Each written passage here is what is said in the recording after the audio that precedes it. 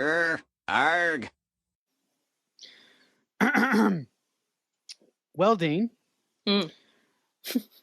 when we started the show, I mentioned to you, I really want to talk about obscure films.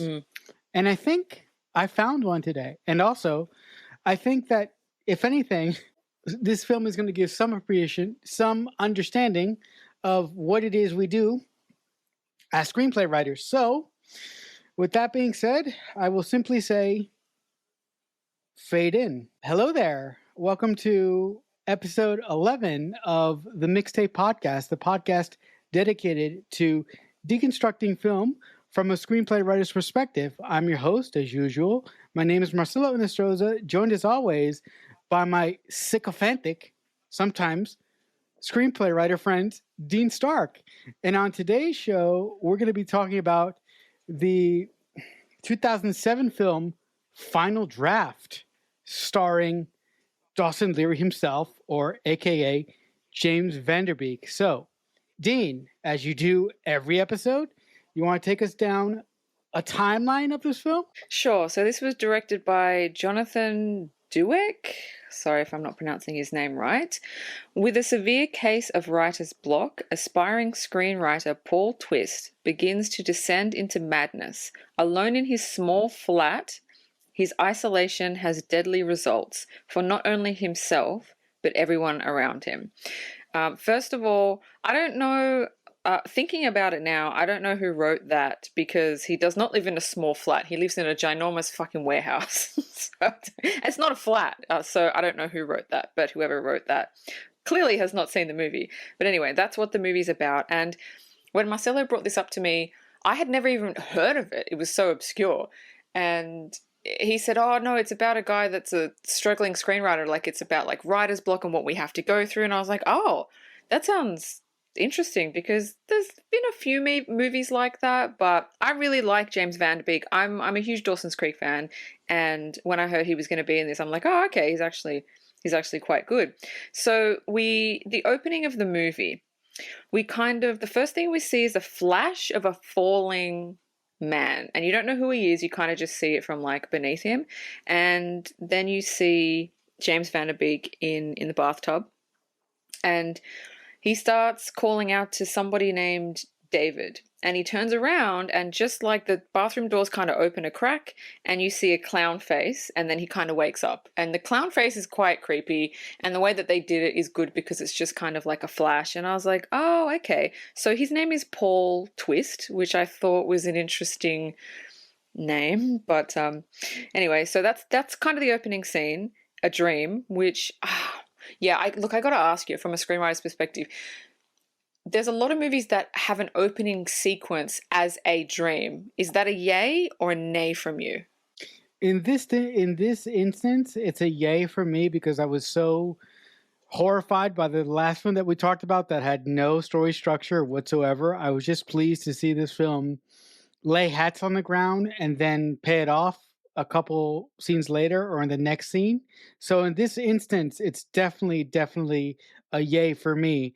And if you think about it from a story structure, everything that this character has in his soul, all his issues and his main character flaws are introduced in the very, very first scene.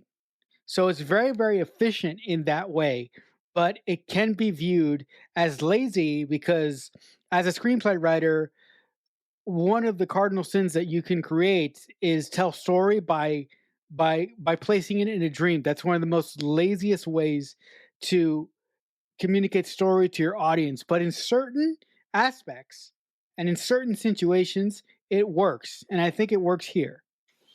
Yeah, in some situations it works, sometimes it doesn't. It just depends on the story and kind of where you're trying to go with it. So the first scene is we see Paul, James Vanderbeek, and he gets out of bed, and you can see he's poor as shit. He lives in this big warehouse, but there's nothing really in the warehouse. There's like maybe a couch, maybe like an old school TV. He goes into the kitchen, the water doesn't work, there's mess everywhere, like he has no food, like he's just really quite a disgusting person. And that's just FYI, like that's not how I live, that's not how screenwriters live, okay? But he is actually, it's just disgusting disgusting. And there's dust on like you see his computer desk and it's just covered in dust. So you can I like that bit, because that bit actually says he hasn't fucking touched his computer in what looks like years.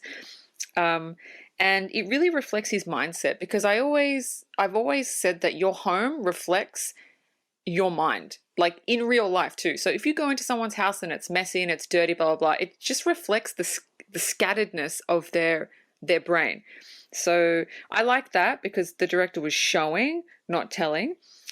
So the next scene is he's at a cafe with his friend, his actor friend. I actually thought when I saw him, he was his agent, because it wasn't said who that guy was. And he was talking to him like an agent, but then later on we find out he's an actor in one of Paul Twist's films that he previously wrote. So his friend's a dick, because his friend's eyeing up the waitress and looking at her butt, and he's just a chauvinistic pig. And I'm like, oh, okay, well, that's fine. Then Paul says, or James Vanderbeek says, he had a dream. And his friend says, oh, is it about your ex? And then they start having this conversation about, how his ex dumped him, and how he's obviously still cut up about her. He still loves her, and she left him, she dumped him. And so that's good character development, because you're like, oh, okay, so you can see he's kind of in a depressed state because he's alone, he's lonely, and that makes sense with how he lives, because somebody that is heartbroken, depressed, doesn't care about themselves. They don't care about how they live. They don't care that there's dirt everywhere and they haven't showered in like a fucking week. Like, they don't care. So, and I'm going to switch it over to you. I mean, I can tell it, but like, you probably tell it better. So he starts telling him a story about a clown, because this guy's like, oh, do you have any more stories? What are you going to write about? And he goes, I have a story about a clown. So I'm going to let you tell the clown story.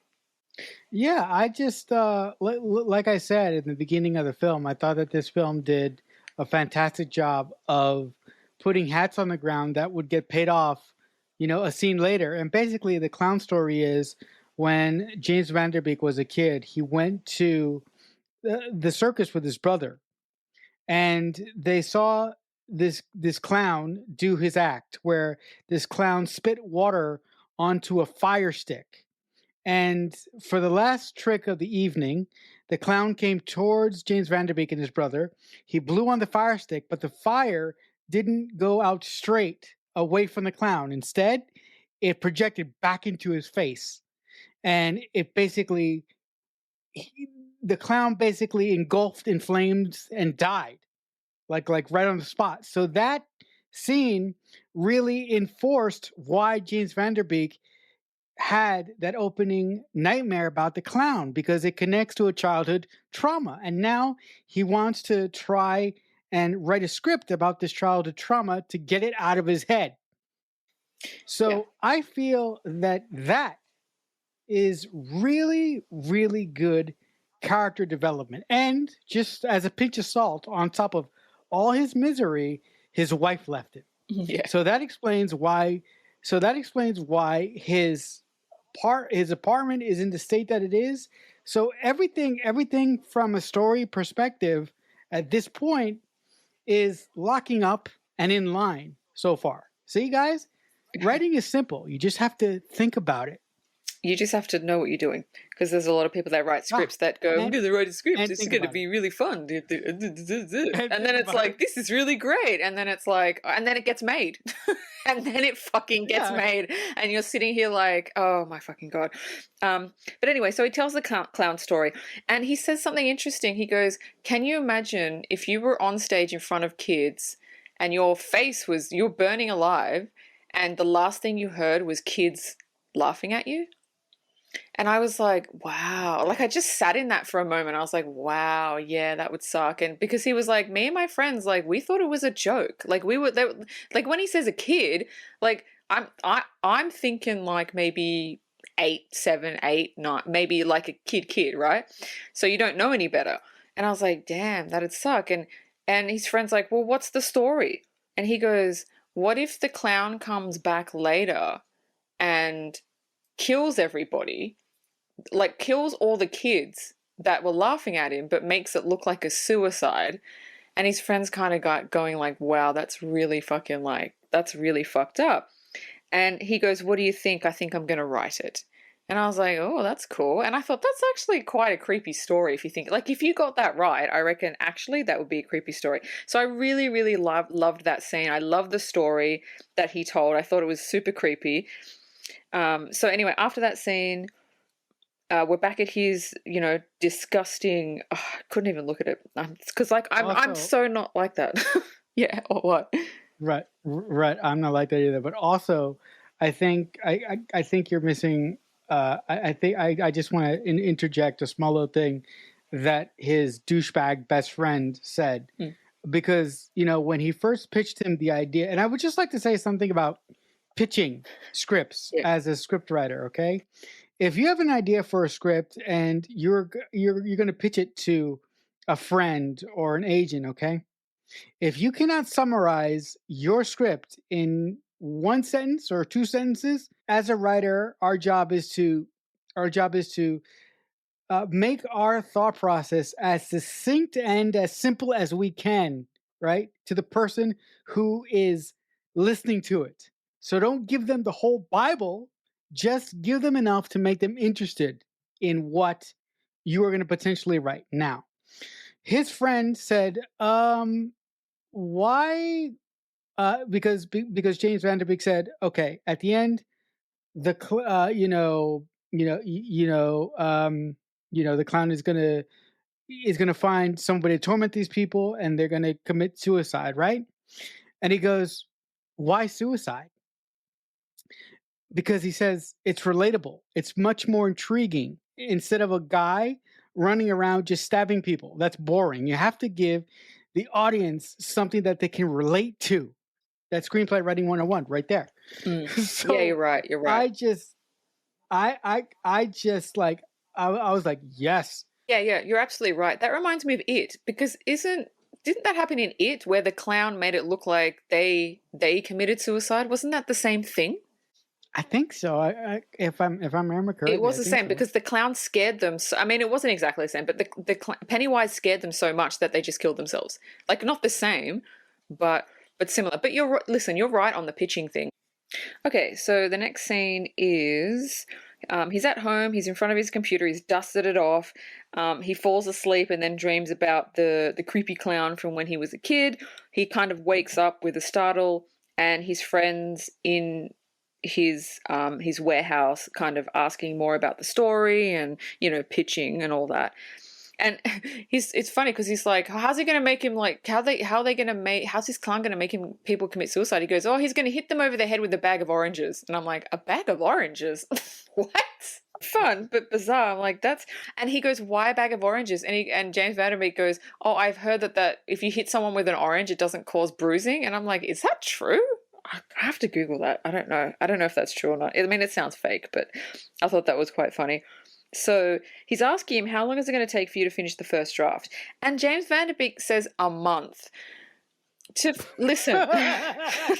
Look, I have to acknowledge that this douchebag of a friend that James Vanderbeek has, sort of sprinted on him, right? So he just gave him a general pitch, and his friend turned halfway around and said, "Oh, I'm gonna give you what, 18 days, right?" And that is unreasonable. But if you have an idea in your head, and if you feel passionate about it, it is possible that you can get the bones of your idea in a first draft, and it is possible that you can pump that out in a month. It all depends on the writer that you are. Yeah, it's possible. I mean, I have done it, but I'm a fast writer. If I get an idea in my head and I've got everything aligned, like, I'm literally writing like 12 pages every day. But that's not normal for every other writer. Usually for a first draft, a month, they'll be like, what? A month? Usually it takes, I don't know, like at least 2 to 3 months for a first draft from any writer to be doable. That's why when he said a month, I was like, a month? Like, you have to be at your desk for hours and hours and hours every day. And writers, like, just cannot do that, because I don't know if people know this. Here's a little, like, hidden secret. Writing screenplays is fucking exhausting. I said, do you know how mentally exhausting it is, and emotionally, if you're putting everything you have into these characters. Like, if I write 5 pages, I gotta take like a 3-hour nap. I'm not even joking. Like, it is a lot to write. So, if you can sit there and write 10 to 12 pages every day, like, yeah, you can do it in a month, but most screenwriters can't do that because it takes a lot of energy out of them. And most screenwriters have full-time jobs, so they can't do it. So that takes longer. But a month is doable, but in the real world, I think it would take a bit longer for normal screenwriters to do it because they've got other shit going on. So moving on with the story, yeah, his friend goes to his calendar, and which has like his calendar has like a sexy girl on it, which I'm mentioning because it comes back. He circles a date and he goes, I've set up a meeting with you and a producer friend of mine for 18 days from now. And James Vanderbeek's like, I can't write a first script in 18. Like 18 days is fucking pushing it.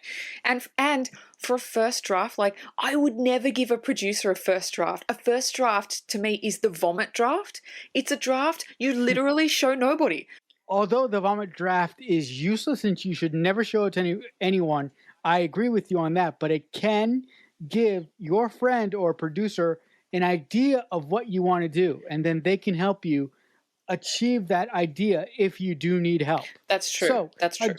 Again, it goes back to what you said. It's a case-by-case basis with different writers. But another thing, I just wanted to punch the fuck out of this guy when he left the room and he said, "Do it, just fucking do it." And I'm like, "Are you?" I just want to level this fucker. Yeah. And we haven't got there yet, but it's implied that James Vanderbeek hasn't written anything in what, like 18 months? Yeah. Which is interesting. It's interesting because the movie sets him up as someone that had a hit. He wrote a screenplay, had a hit, and he hasn't written anything in 18 months.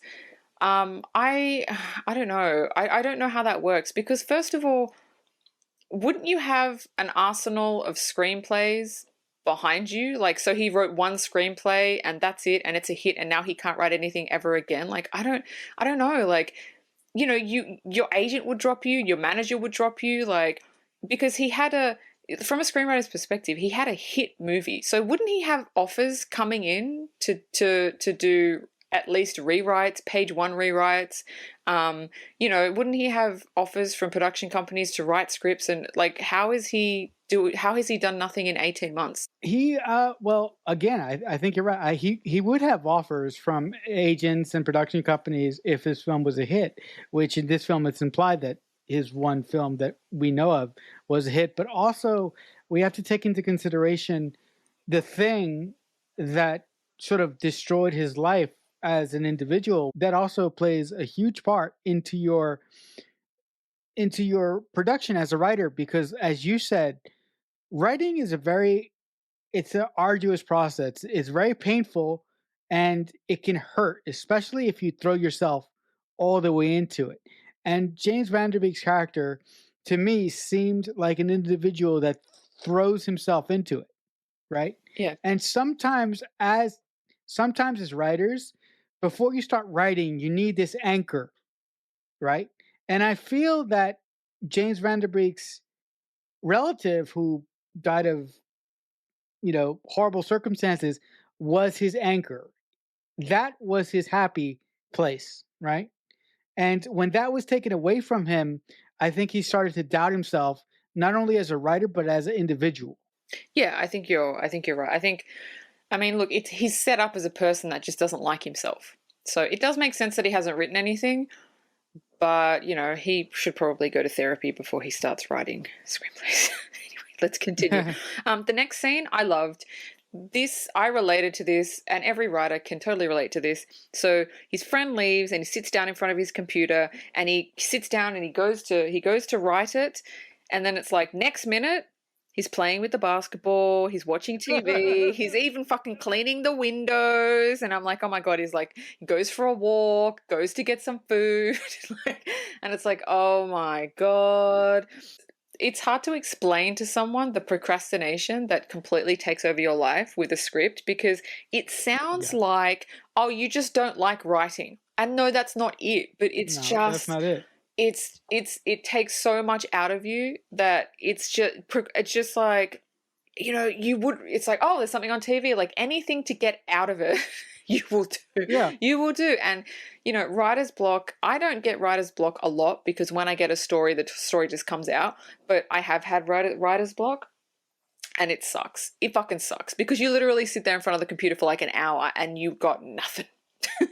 And you're just like, and you have to have something because it's like, it's your job. Most people, like some people, it's your job to do it. And you're like, fuck, I have nothing. Anyway, he's procrastinating. He goes to the store to get some food. And then he gets home and there's like another flash of the falling man who we still don't know who it is yet. He gets home, he hears a noise, he grabs a bat, he walks around his house and there's nobody in there. And so you're like, okay, is there someone in there or is it just him? Like you don't know at this point. So the next scene is he's sitting at his computer again. And obviously does nothing. And then he goes to the couch to sleep. And then he sees like blood coming out of his wrists and then he wakes up and it's a dream. This movie shits me a lot because there's a lot of dream sequences in this movie and there's too much and it's overkill because it's okay to be like, is he dreaming or is he awake? But there's so many scenes where it's just like, oh, he's awake. Oh, he's dreaming. Oh, again? He's dreaming again? Like half the movie is just, I felt like him in a dream sequence, like, yeah, I don't know. What say you? I think, well, I do think that you're right, but for what they wanted to communicate in the story is like, how would you have done it otherwise? Like, how would you communicate what he's going through if the producer of this film or the director came to you, and what would have been your approach to that? My approach would be to do it exactly like the next scene, waking dreams. Not dreams where he's actually fucking asleep and then he wakes up. Waking dreams, which is the next scene. So, which I actually really loved this next scene. So he's James Vanderbeek sitting at the cafe and the waitress comes and asks, oh, where's your friend? And he's like, oh, he's late. I'm just waiting for him. And then she says, what does he do? What do you do? And he goes, oh, I'm a screenwriter. And he says he wrote a movie called, I think it's called Screaming in the Wind, something like that. And she starts fangirling all over him. She's like, oh my God, you wrote that movie. I love that movie. And then she starts quoting the dialogue. She's like, oh my God, it's amazing. This movie's amazing. And he's just like got this smile plastered all over his face. Like, oh my God, thank you. Thank you so much. Thank you so much. And she's like, oh my God, can I have your autograph? And he's like, yeah, of course you can. And she hands him, waitresses always have like a pad of paper to write down the orders. She hands him the wad of paper and he grabs it and he's trying to like grab it to give her the autograph and she's pulling back on it. And I'm watching the scene going, what is she? Oh my God, she's weird. Like what is she like playing a game? And then she's just got this look on her face and he goes, oh shit. And he lets go of it and she's just like, so what do you do? And he goes, oh, I'm a screenwriter. And you're like, oh my God, that whole sequence was in his head. That's how I would have done the movie. Not going to sleep and waking up, like waking dreams, because that scene worked and it was brilliantly done.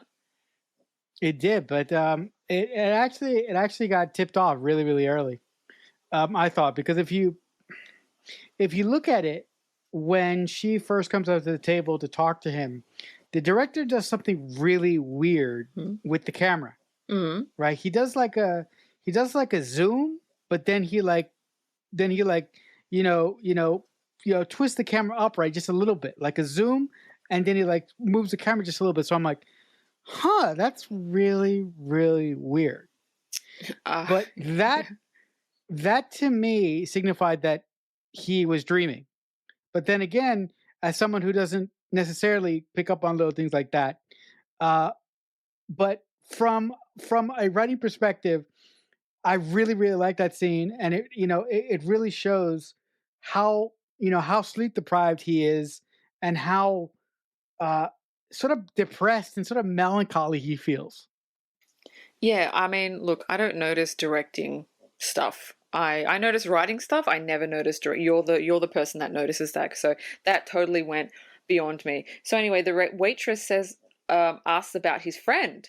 Oh, is your friend coming? You know, I'd like to get to know him, like get his number. And you know, James Vanderbeek goes, oh no, he's gay. And I thought, what a fucking shit thing to do to your friend. What a shit thing. Like you don't know this girl, so he doesn't like her. He just likes the way she looks, right? And she's asking for his friend's number. Oh no, he's gay. That's the shittiest thing. I mean, how fucked up do you have to be? Like, this is your friend. Like, that's so fucked. But in all fairness, his friend is a fucking ball bag. No, that's and true. He's a dog. That's true. His friend is a dickhead. So, you know, it could go either way. So anyway, his friend shows up and, you know, he's like, well, what have you done? He's like, oh, I haven't really written anything. And so James Vanderbeek goes, I need you to lock me inside the apartment. And his friend's like, yeah, you're crazy. He goes, no. You don't understand. Like, I'm distracted by everything. You need to take everything out of my apartment that could distract me and lock me, like bolt the door so I can't leave.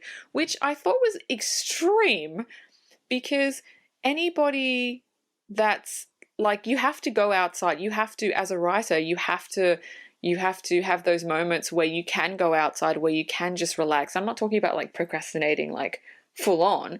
But, you know, that's like the worst thing you could possibly do is lock yourself. I mean, he feels like he's doing the right thing. But for me, for mental sanity, it's like the worst thing that you could possibly do. No, absolutely. Look, what we do is hard enough, but the worst thing that we could do as writers is put ourselves in a little box and force ourselves to do the thing that we love, because then we're going to really, really get bad. But yeah, I just like the second he said, "Oh, I'm gonna lock myself up in a room," you know, to do the script, I was like, "This is such a bad idea." Like, someone in their right mind wouldn't allow this to happen, and I'm like, "Oh God, whatever's gonna happen now isn't gonna be good. It's not gonna be good at all."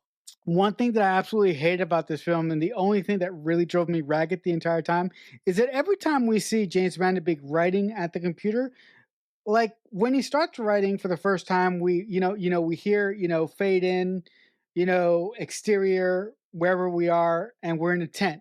But after that, they show like cutscenes of him writing, and the format, the text that he's writing on screen isn't in proper screenplay format, and it's red.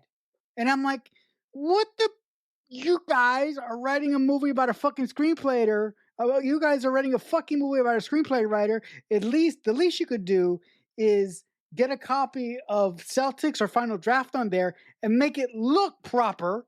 He could be writing gibberish for all I care, but at least put in that little amount of effort. That's the only thing that drove me fucking nuts. Look, there's a few things where I didn't think a professional screenwriter actually wrote the screenplay. First of all, getting a first draft done in 1 month. I mean, it's doable, but it's ridiculous. And then we already talked about that. Yeah, and then I noticed that too, and I was like, why is it in red? And I'm like, oh my God, you're writing a movie about a screenplay writer, like. Yeah, I don't know. Let's see. Anyway, let's fucking just continue. One more thing. Or look, the movie is called fucking Final Draft. Yeah, you could have made a deal with Final Draft, which is the premier screenplay writing software in the fucking industry. Yeah. Duh. Yeah, that's true. Promotion. That's true. Huh? I know. There was no thought put into that at all. Yeah, but that's true. That's so fucking true. Thought. So anyway, his friend locks him in, bolts him in. I mean, James Vanderbeek's character is already fucking mentally fragile as it is. So locking him in is just like, it's just going to not go well. So anyway, he's at his desk writing. Finally, he's writing, and then his fucking computer crashes, and my heart dropped because that has happened to me multiple times. And I understand. Oh my God, the pain I felt when his computer died. It was just like taking me back to all those times when it's crashed and I hadn't saved it yet. And you just want to fling yourself off a cliff. I mean, honestly, like oh my God, it's horrible. Especially if you're writing like, feature films, like, and you haven't saved in like 20 minutes or something, and then it just crashes and you cannot get that shit back. And it's just like, fuck. And you're just like, oh my God, this guy starts writing and then his computer crashes. Because, okay, the issue I have with this scene is we don't know why his computer crashes. So it just shows the little light going off on his big, bulky, fucking 2001 computer, right? But we don't know, is it, because usually when a computer crashes, you get like a blue screen of death, right? So there wasn't that. The whole computer just turned off. He didn't even attempt to find out what the problem was. He just went, oh, well, and then just went and fucking did other shit. And I'm like, I would be trying to find out. I'd be calling my friend saying, listen, can you come over? Can you help me with my computer? Like, I would be trying everything. And he just does nothing. He just leaves it. He goes, oh, well, I'll just leave it. And I just thought that was a bit weird to me. Yeah, I mean, look, when his computer crashed, I was like, "Oh my god, I'm being triggered right now." Because I cannot tell you guys how many scripts I've had to start over again because I'm always a motherfucker who forgets to save or waits till the fucking end to save and never ever do that. No. Because oh my god. No, well, if you have Final Draft, it actually like automatically there's a little pop-up box that says you want to save. Yeah. Yeah, yeah, it does. But the fucking moron writer that I am, you know me, I'm kind of, yeah, it's just a fucking nightmare. Yeah, I know. It's just fucking, it's a nightmare. I know. So anyway, after that, he starts like unpacking a box. I don't know how long he's been there. I don't know why he's got boxes of his shit everywhere. Did he just move in? That wasn't really said. So he's unpacking a box and he finds a VHS tape, and then he sets up because he's dismantled his like television, so he fucking puts it back together again, and he cut the cord on it. Yeah. And then he watches the VHS tape, and his ex is in it, and there's another guy in it that we don't know who it is. It's like a young guy, and he's obviously, I mean, you kind of know that something happened to this guy because you just kind of get that feeling as James is watching it. And then as he's watching the video, his computer just randomly boots up again. I don't know who wrote this script. I don't know if they know anything about computers. Yeah, my computer has never work like that. Just randomly boot. I mean, even when it crashes, it doesn't. You have to manually boot it up again. It doesn't just boot up. I mean, I don't know. It depends. It depends on the crash, but we don't know what type of crash it was because this character took no means at all to kind of investigate. He was just like, oh, fuck it, I don't care. And then the computer just rebooted itself. So I don't know. It depends on the crash, I guess. I'm going to let that one fucking slide. And then he looks at his computer and he says, no, fuck you. You had your chance. And I'm like, dude, you need to go to therapy. You need psychotherapy. You need to be in a padded room. Like, this guy's got serious mental issues going on. Oh, you think it's gonna get worse? So much worse. Yeah, no, but look. I mean, as a writer, my process begins with thinking about my characters, and I don't know what this says about me, but I start to hear my characters' voices in my head, and then I start to dream about them, and I start to figure out, what their motivations are, how they look, how they feel, what is the DNA of these characters. But with that being said, I'm not a psychopath and I don't physically see my characters, in the real world. But you are totally right. This guy should have sought mental help a long time ago. Yeah, so he's just you kind of don't know what to, like, he's fucked. Like, you get it. His wife left him, and there's obviously some issue with the guy on the VHS tape. You get it, but he's just weird. So the next scene, he's throwing a baseball, like, against, like, down a dark hallway. I don't even know why. So the hallway at the end is like there's no light on, so you can't see it, which is like fucking, like, why would you do that? Anyway, he throws it a couple of times and it comes back, and he's got like a baseball mitt, and then he throws it and the ball doesn't come back. And it's like, oh, okay. And then the ball kind of slowly rolls back to him. And that's it. That's the end of that scene, which is... No, but it's not a ball. It's not a ball that rolls back to him. Is it? It's an orange. It's an orange. All right. It's an orange. As I was watching this film, I was trying to figure out when he when he had his psychotic break. And I think that his psychotic break truly began when his computer crashed, or that event caused his brain to just go off to La La Land. I don't know, because he was having dreams and shit before that happened. Okay, but I tend to believe that it was that. Okay, we'll go with that. I just saw that differently, but we'll go with that for now. So the next scene is when the movie really turns fucking weird. So the next morning, he starts pulling photos of kind of people he doesn't like and people he knows, and he puts them in like order in his kitchen, and including the calendar with the girl on it, and he starts talking to them like they're there.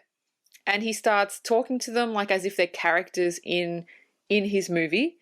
And he's pretending that he's cast, and he looks at a photo of his girlfriend that he's put up, and he's basically saying everything to her that he basically felt like he couldn't say, and he's like, the minute I show vulnerability, and then he just fucking walks out. And so you're like, oh, okay, so the minute that he sort of went that way, he thinks she kicked him to the curb, and it's like, oh, okay, like I get, like, look, if you're writing and you've got a cast of characters and maybe you've got certain actors or actresses in mind, I do understand like you printing photos of them out and sort of like going, okay, you're this person, you're that person. Like I understand like how that could help you. But with all his mental issues going on, I mean, it's not helping. For someone that's mentally stable, I think it would help, but he talks to the photos as if they're there. Like he talks to them as if they're the characters, but he talks to them also as if they're like really there and he's trying to get something off his chest, which shows how mentally like not there he is. So anyway, the next scene, the TV turns on by itself and the VHS of this guy who we don't know who it is starts playing the video that he put in before, and then it goes to like snow on the screen, which is like, I have to explain this for the young people. When you put in a VHS and you press stop, it doesn't go to like some channel, it just goes to snow, which is just like black and white pixels on the screen. Static is white noise. Yeah, it's white noise. So it goes to that, and then an image of the guy that was just in the video comes on the screen and says something that I don't know what he said. I don't know. I rewound that scene like 3 times. I don't know what it's like a ghost of like whoever the fuck that guy was. I don't know what did he say? I had trouble understanding it too. I don't know what he said. Yeah. But I just want to say just a couple quick things about this guy, right?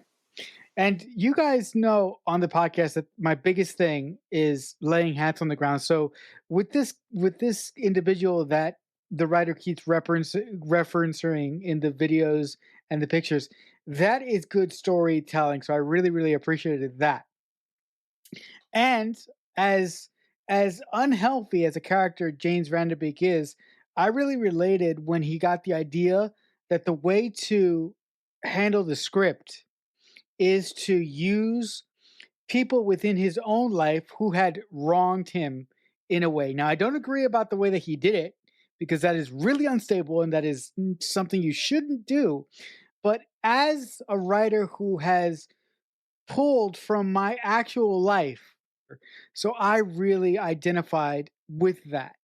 Yeah, I mean, that's what he did, but then why use the girl on the calendar? He doesn't like know her. So that confused me. I was like, if you're going to talk to the people that wronged you, that's fine, but then why include her? No, he needed one character that he could basically fuck around with. And I think that's why he chose her. Right. Okay. All right. That makes sense. Okay. So the next morning, he's in bed and he hears music coming from his stereo. When he goes to investigate it, it stops. And then later on, there is like a baseball that smashes through his, like, I think he's like I don't know, a penthouse or something.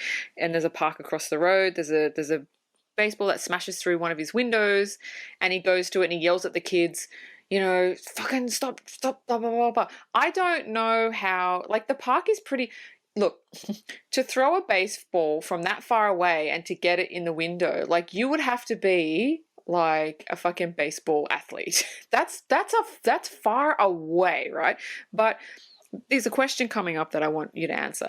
But when he looks at the floor, it's actually an orange. It's not a baseball, and so he freaks out. So my question is, did he smash the window, or were there actually kids throwing balls? Like, what happened? Yeah, I don't get that. Did he do it? Well, there's two thoughts about this. If those kids were fucking Ken Griffey Jr. and had the arm of a major leaguer, it is possible that the window shattered and a baseball did come through, but what he saw was an orange. The better theory is that that whole fucking scene was in his head, and that's why when he looked down after he yelled at the kids who were down in the park at an impossible angle to hit a fucking plain gas window of the warehouse that he was in. I think that that was primarily in his head. But there's two ways of looking at it. But I subscribe to the idea that it was in his head. That's why we saw the orange on the ground, or he saw the orange on the ground. Yeah, I tend to think it was in his head as well. So the next scene, he's going to get a piece of cardboard, like a piece of like a pizza box to cover the broken window. So he gets the cardboard, and you see him in the kitchen. And I like the shot that the director did from outside the room. So it looks like he's talking to someone, because he's like, but you know, he's talking to the photos that he's put up, but you don't see he's talking to the photos. It just looks like he's talking to someone, but as a viewer, you know he's talking to the photos. I don't know. I just like the shot that he used. And it's so funny. It's like he's having an argument with them, but you obviously don't hear them because it's all in his head. And then he turns around and he goes, well, you don't have to look at it. It's not your house. And then he just storms out. And I'm like, oh my God, this guy, this guy's crazy. And then he covers the window. Thought that scene was quite funny. Anyway, so then we see another flash of the same guy falling. So this is the third time we have seen a flash of a man falling. Again, it's from underneath. We don't see who he is. We don't see if he jumped, was pushed. We don't see any of that. And then James Vanderbeek's character wakes up with a woman next to him, and he kind of starts freaking out. And then he realizes it's the girl from the calendar. And you're like, oh, okay, so he's really descending into mental madness here. And then he kind of gets up, wanders into the living room, and all the pictures he was talking to are actually come to life. They're actually people standing in his apartment. And then literally he blinks, and it's like, oh, it's all in his head. So the thing with this is, in the beginning of the movie, maybe it's a transitional thing. In the beginning of the movie, he was having dreams that he was waking up, like the blood and the dream at the beginning in the bathtub. But then halfway through the movie, it starts entering his waking life. So my question is that on purpose? Is that to show he doesn't know whether he's dreaming or awake anymore? I think it is. I think it is, because progressively, like you said, throughout the course of the film, he just gets worse and worse and worse and worse. And I think that the character that James Vanderbeek plays tries to hold on to some sort of sanity by talking to them. Like, I love the way that I don't necessarily like the way that the director showed it visually, but I love James Vanderbeek's performance, because I still think that there is a shred of sanity that he is trying to hold on to as his obsession with getting the script finish, does to him. But unfortunately, he can't, his mind just couldn't hold on any longer. He let his personal scars eat him alive, and he let his failures eat him alive, and he couldn't escape because his fucking friend locked him in the room. Yeah, I agree. I felt like he was trying to hold on to that one bit of sanity that he had, but it was just getting eaten away by the other half of him that was going mental and just like fucking eats the little piece of sanity he was holding on to. So I have a question for you. How long, because there's no timestamps, how long has he been locked in the apartment for at this point? From when his friend locked him in till now, how long do you think he's been in there for? His friend locked him in and said he was going to, like, he'll open him up either when he's done the draft or before the meeting. So it's got to be less than 18 days. A week. That's what I was thinking, a week. So my issue is he's literally been locked inside for a week and he's already going crazy. He's already talking to himself. And I'm like, dude, you are clearly not an introvert. I could spend months inside and be completely normal. And I was like, dude, oh God. I was just like, yeah, I don't know. I think I was the only person that actually enjoyed lockdown. I was like, this is my time to shine, people. Come to me if you want to know what to do locked inside all the time. But yeah, I thought, man, you've been locked inside for a week. I mean, I know that he already had mental issues. Like, I get that. I get that he was already like that, but I don't know. I feel like his descent was really quick. Like, so you can't go outside for a week and you've gone like completely mad. I just thought that was ridiculous. Yeah. I mean, the one thing that this film does very, very well is that it doesn't fuck around with the real estate that it has. Whether you like what it does or not, it's very, very efficient in the story that it wants to tell. We may not agree with the execution, but from a structure perspective, it gets moving very, very quickly, and it just keeps going and going and going and going until the very end. Yeah. So it does not waste time. Yeah, that's true. So anyway, the next scene, he calls his friend to let him out. He's like, I've had enough. I need out. And his friend's like, well, have you written the script? And he goes, no. And he goes, well, I'm not letting you out until you read the script. And I thought, oh, you dick. You dickhead. You're such a dick. Oh my God. Like, oh my fucking God. Like, I just thought that was so fucked. Here's the thing. Why didn't he call the police? Or why didn't he call any other of his friends? Why did he Well, that poses the same question as like when his like computer died, why did he do nothing? Like, this guy just doesn't do anything. But yeah, you're right. I didn't even think of that. Like, why didn't he call the police, or even like, not the police, maybe like the fire department to come in and to break him out? Like, that's I don't know. Oh yeah, but this guy clearly has no friends or family or anybody he can call and talk to. Just this one fucker of a friend. And so I thought, oh no, that's fucking shit. Like, he's begging his friend. He's like, no, I'm not letting you out until you write it. And it's like, what has this script got to do with this fucking guy? Like, this guy, I don't know. I just, yeah. You know what? I think that this guy basically wants to take advantage of his friend, James Vanderbeek. I think he wants to take advantage of his friend who is a screenplay writer, and I think that he wants him to write the script because this guy is going to use his friend's script to get into a movie, and he thinks that movie is going to make him profitable. Oh. I think that's what he wants. Oh, okay, yeah. People using people in Hollywood, that's new. That's unheard of. We've never heard of that. We've never heard of that before. Yeah, no, you're right, though.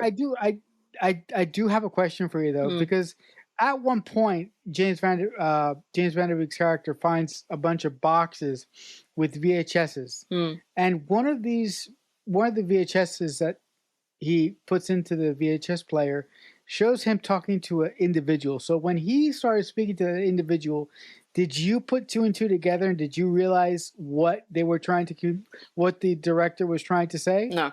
Or would you? No. Nope. Okay. I put it together a lot quicker than you did, and I think that's why all the shit about his brother falling down and the guy talking to him through the TV really didn't work for me, because I put it together a lot quicker before you did, obviously. Yeah. So the next scene is now he's wandering around his apartment or warehouse, and he's hallucinating people, distracting him from writing. So he's sitting down at his desk and he's trying to write, and so his hallucinations are like yelling at him, like trying to talk to him. He's like, get away, I'm trying to write. And I'm like, okay, this guy, okay.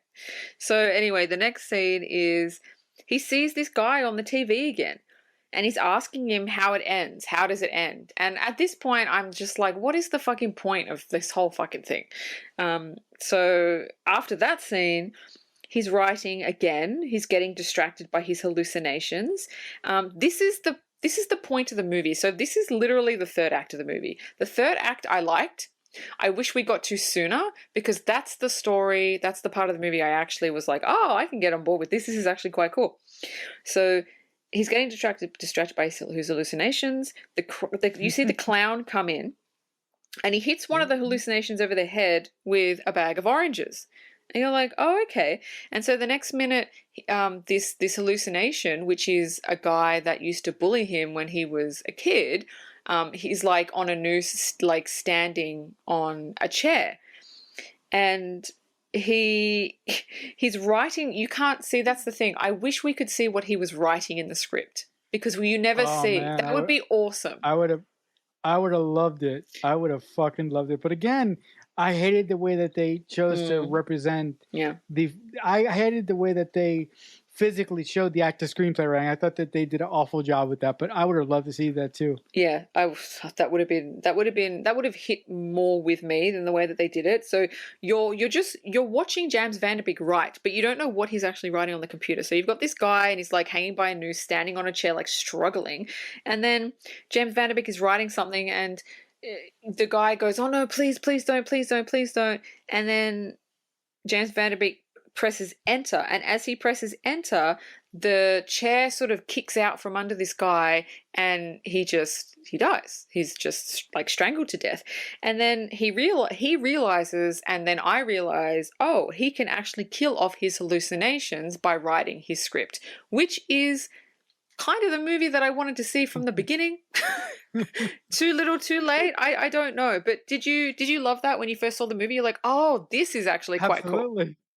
I like that quite a bit.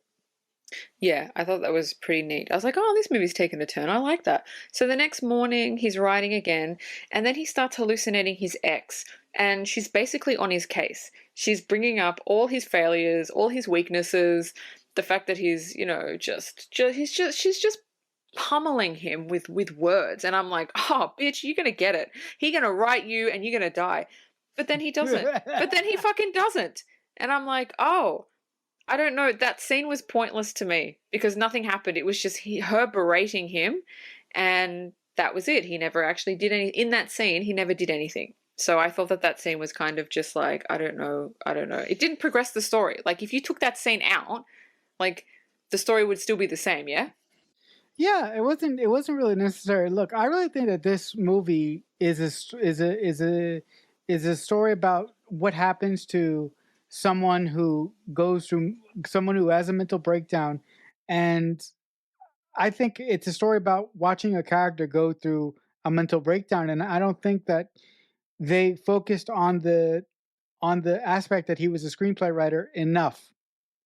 And I thought that they could have done a much better job with that. I was about to say, like, I thought the movie was going to be about like what it's like to be a screenwriter, but it's really about like what it's like to have mental illness. And as a side note, he just writes screenplays. That's kind of what it was to me. Yeah. So I don't know why it was called Final Draft. So anyway, the next scene is he's talking to another hallucination, and then we finally know who the falling man is, and the guy on the videotape, and it's his brother who jumped from a hotel window. I don't know. I don't care. Like, that means in the grand scheme of the story, like, it means nothing to me. Like, they've built this entire thing up.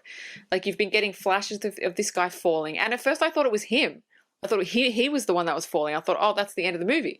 And then you see this VHS tape, and then it's like, oh, it's his brother. But, like, I don't know. Like, I didn't care. And I was like, I don't care for that storyline. I wish this movie kind of jumped around a lot, and I don't know. Like, I know what they were going for, but I feel like it needed to be tighter. They just put like a lot of stuff in that I felt like didn't need to be on there. So anyway, James Vanderbeek's character, he gets pissed off because somebody's brought up his brother killing himself. So then he goes to his computer, he starts writing, and then the clown appears behind the person that was kind of saying, oh, your brother committed suicide. He jumped out a window. He hits the clown hits the guy with a bag of oranges, which I still think is funny. And he knocks him onto knives that are sticking up from the floor. And this hallucination is just like dead. Again, I would have liked to seen it James Vanderbeek like writing it, but that's kind of not what we got. Do you have any thoughts on that scene? Yeah, at this point, as much as I like the movie, at this point, I just wanted it to be over because the movie, look, the movie had promise, but I think it was executed in a way that wasn't ultimately satisfying to me as a screenplay writer and as a screenplay writer and as a watcher of horror, horror films. Yeah, or I agree. Suspense films. I agree. So the next scene, he's in bed with the calendar model, and they're about to sort of like get it on, and the clown enters. He busts into the room, hits the girl over the head, and then sort of like drags her out of the room. And James Vanderbeek's like, "What? No, I'm not writing this. I didn't want this to happen." So James Vanderbeek busts out of his bedroom and goes to the living room, and she's on the couch, and she's like slit her wrists, or the clown has made her slit her wrists. And he then looks up at his writing desk, and he sees himself writing it. And so it's like, oh, okay. So it's like he's descended even more into madness, where now he's seeing himself doing things. So it's to me, it was kind of like split personality. But anyway, and then the next scene is the clown kills his ex, the one that was whispering fucking, you're not good enough into his ear. And then the next scene we see him writing at the computer, fade to black, the end, and then he starts to print the script, and it's like, oh, he's finished it. It was a bit, I don't know. Thoughts? Yeah, I mean the ending of this movie is a bit rushed, but again, I think if you don't buy into the structure of this film from at least the midway point, the second half won't work for you at all. Again, there were things I liked about it. There were things I liked about the third act, but a lot needed to happen in the first two acts to make the third act work. And I thought it was okay, but it could have been a lot better. That scene to me, the final scene when he prints out the script and he goes into the bathroom and he does what he does, I think that was telegraphed by the first scene of the film with him in the bathtub and the scissors. What did you think about that? Yeah, it was. So the next scene after he prints the script, he goes and takes a bath, and then he picks up a pair of scissors, and you don't really know. I mean, but you don't see anything. And then his friend finally comes in to fucking check on him, and then finds James Vanderbeek's character in the bathtub dead because he'd slit his wrists with scissors, which I don't know. I don't know if it makes sense or not. I don't know. I just felt like it was just like, okay, I guess. I guess. So he put all his effort into writing this script, and then he's like, I can't mentally deal with this, which, I mean, it happens. I get it. It's not completely out of the realm of possibility. I just thought it was a bit like, okay. But then the final scene of this movie is his friend grabbing the script, and he's walking out, and he's in the elevator, and as he's going down the elevator, we see the clown standing behind him in the elevator, and then that's the end of the movie. I don't know if that makes any sense, because the clown was only in James Vanderbeek's head. So now that James Vanderbeek's character is dead, I don't know why the clown would be there. I think the director and writer just wanted something cool to end with, like a horror thing, but that made no sense. The majority of the movie made no sense, but that is the end. Just for shits and giggles, because I want to see you back against the wall, do you have any trivia for this film?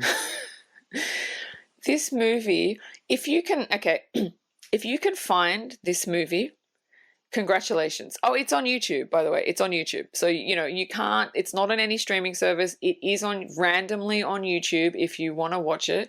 I assume, is it for free, or do you have to, is it one of those things you have to pay for? No, it's for free. Okay. So it's for free if anybody wants to watch it. It is the only platform. You cannot get it anywhere else, because it is such an obscure movie. And I know it's got James Vanderbeek in it, and it does a great job because he's a great actor. But the rest of the movie, it feels very, very like a college Student movie. filming? Yeah, student filming. It feels very much like that. The filming, the direction, the writing, like everything that they were doing, it feels like it's somebody's final film for their, to submit to the professor. It feels like this is a final project to graduate film school. Yes, exactly. That's what it feels like. So I couldn't find any trivia on it because I think it's like a college-made film. So I don't have trivia, which is the first time I think ever, and it shows you how obscure this movie actually really is. There's no trivia. Sorry, guys. Wow, look at that. Yeah.